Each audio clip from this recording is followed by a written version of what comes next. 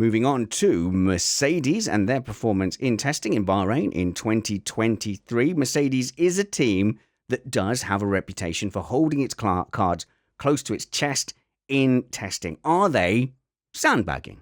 Are Mercedes sandbagging? Yes. Well, at least that's what they say. Rachel Brooks was interviewing Toto Wolff and said, "Are you hiding pace?"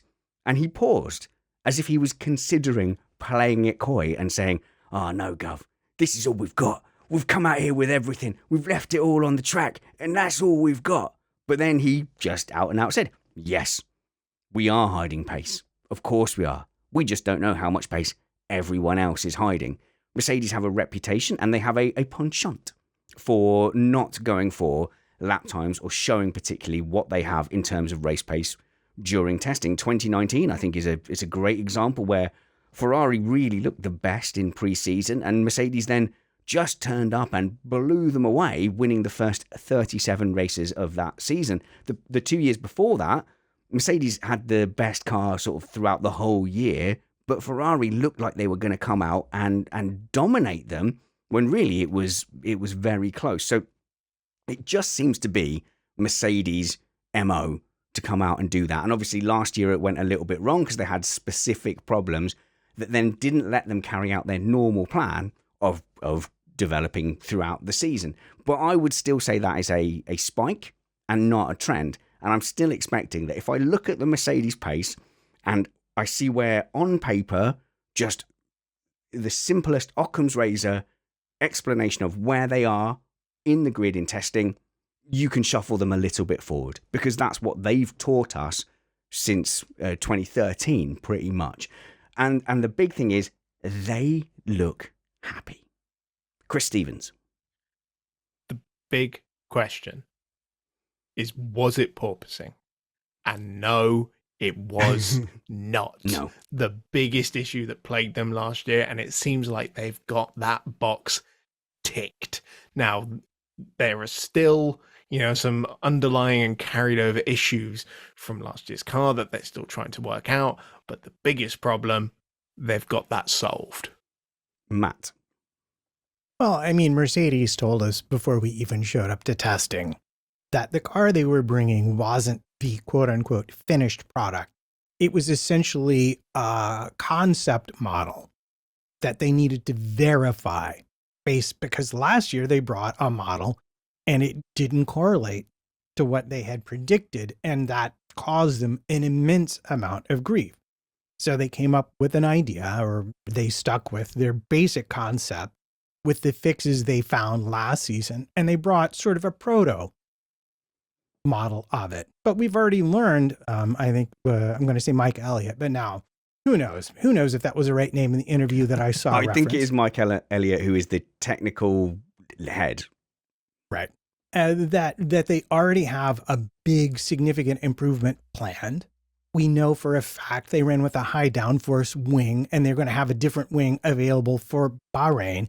And that a lot of the characteristics people remarked on, like sort of those snaps of oversteers you get coming out of corners and stuff like that, were quite possibly down to this slightly odd configuration, which Mercedes probably ran to be absolutely certain they had solved their porpoising problem. So no, we have no idea what Mercedes is actually capable of yet, but what we do know, and I think Chris Stevens is correct to have pointed out in this instance, is that they seemed happy, which suggests that the targets that were internally generated for them were all met, and that the information the engineers were getting back at the factory each day made them happy with the way they wanted to go this season. Mike Elliott is the technical director of Mercedes AMG Petronas F1 team. There you go. Yeah. And by the way, he does seem to be the person that Mercedes put forward when it comes to technical explanations. Yeah, drop us a line, man. Come on, give us an interview. Yeah, come on, tell us. Come on, Mike. spanners@meister.net. Just tell me. I'll only tell 47,000 people. Is that what we're up to now? Blimey. Well, really for a race review, it's up and around 50,000 if you include our YouTube of people who download our race reviews. And the only reason that it gets up to those levels is because you people who listen to us, you people who listen to and enjoy hanging out in Missed Apex, tend to tell your friends about it and you tend to post it on places like Reddit and Twitter, no matter what you're following or your size of the amount of Facebook friends or whatever, if you just post, hey, I was listening to Missed Apex and those guys seem kind of fun. If you want an F1 podcast, search for Missed Apex. That really has been our absolutely biggest marketing tool. So please, please, please tell your friends about Missed Apex podcast and just grow this community, which I think is kind of okay. Yeah. And you know what? If you're watching on the YouTube, right? Yeah, just click like that like button. Just like and subscribe. Just click that like button. It's right there. Just give it a little click, and then you see that subscribe button that's like right next to it as well. Just do that. Just give that a little click as well, and it will be all good. And then we'll be distracted from the point we were trying to make. Yeah, exactly. Now, the very quick point I was trying to make was the following up from the sort of concept design that Mercedes are running. Didn't they also say that they have an entire like B-spec car ready to go in case they turn up at testing and it was a complete disaster? No, I don't think that's what it was. I think that was clarified to be this is going to be an evolution of what we're doing now, and it's planned regardless of how well it goes. We already have this update in the pipeline. It's not, if this doesn't work, we're going to rip off Red Bull. I would be sure they had a plan, but I'm pretty sure that plan wasn't just a straight copy, like certain other teams we won't mention right now. You mean Aston Martin? You said it, not me. No, I did. Yeah, you're right. Catman. So just a very quick point for me. The thing of testing for me is that we still have 3 top teams with 3 completely different philosophies.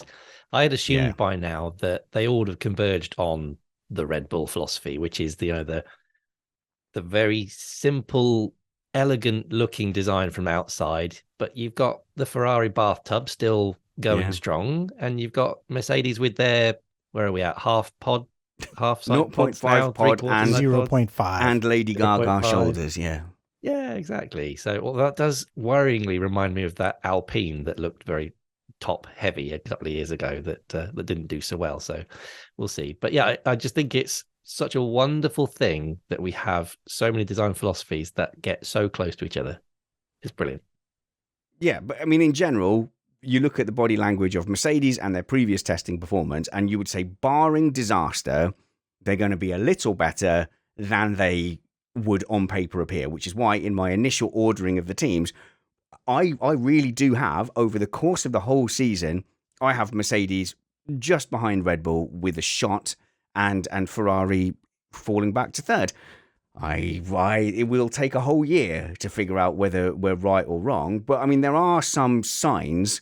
If you want to look for Mercedes sandbagging, they were massively down on top speed. Now, they were down on top speed during the season, Catman, during last season, but, you know, they're a full, like, over 10 kilometers an hour down on the main straight. They either haven't solved that problem at all, or they're turned down more relative to, say, Ferrari, who were showing the highest top speed. Absolutely. So, as you said, in testing, we have no idea what engine modes they're running, what fuel loads they're running, what configuration they're running. That would tell, as Trumpet said earlier, they were running a high downforce wing. So it's likely we weren't seeing the true deficit. But you know, that is a large thing. And for me, is that because this zero pod concept is just draggy because the rear tires are stuck out like, you know, as I say, big kind of sails on the back of the car, Trumpets? Yeah, I mean, the drag exists lots of different places. The rear wing contributes more to the drag. Rear tires are the most. But I think you could look and see there was a great shot of the Mercedes because all the teams were locking up into turn 10 with smoke just pouring down, tire smoke just pouring down this side of the car. And you can clearly see that the evolution they've had has started to work at moving some of the direct airflow away from the rear tires.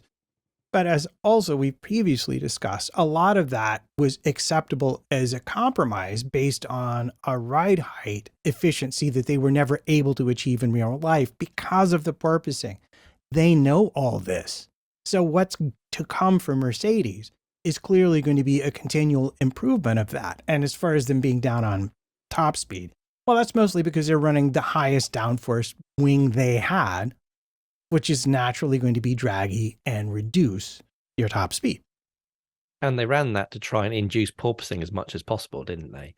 But what, That's the guess. I mean, obviously Mercedes isn't telling us that. So speculation, but reasonable. and a lot of people are reporting that the solution that Mercedes have come up with is to do with their rear suspension and it being more compliant than before, which is allowing it to keep kind of sucked down to the track and not be smacking it every time that the car generates any downforce. Have you got any insight on that, Trumpets, as to what they've changed? No. You've made it into a tech time, Catman, and you know what you're doing. I don't have any direct insight, but what I would suggest is that the teams are probably getting better at using, you know how at the front they have that deflectable keel? There's a spring in there.